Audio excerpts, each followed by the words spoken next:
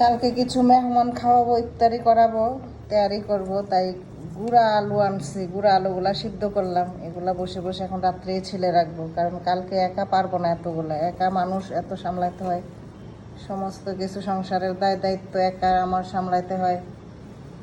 চিন্তা করছি টেবিলটার কি অবস্থা, আর পারি না, ইফতারের পরে থেকে একটা একটা করতেই আছি। চিন্তা করছি ছেলেকে বিয়ে এইদিকে দিচ্ছি মশলা বাঁচতে, মশলাগুলি ফাঁকি করে নিব।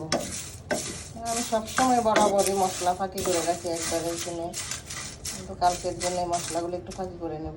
এতগুলি আলু আমি কখন বাইসা শেষ করবো? একটু সাহায্য করো আমাকে সাথে সাথে। এই তোমার শরবতটা বের করে রাখছিলাম, নর্মাল হয়েছে, খায় নিও। কতগুলো আলু আমি এতক্ষণ একলা একলা কখন বাইসা শেষ করবো? এগুলা অনেক কাজ রয়েছে।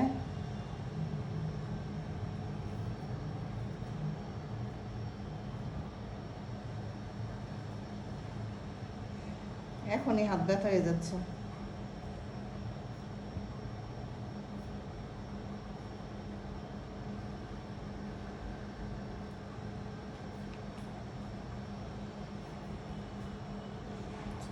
চিন্তা করতেছি ছেলেটারে বিয়ে করাই দিই, একা একা আর কত করবো?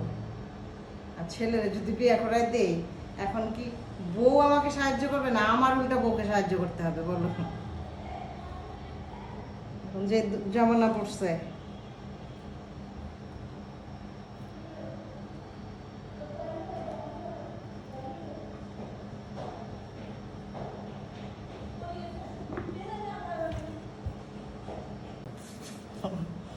আরে বাবা, 10টা বাজেও বসছি, 12টা বাজেও শেষ করলাম এই আলুগুলা ছিলে।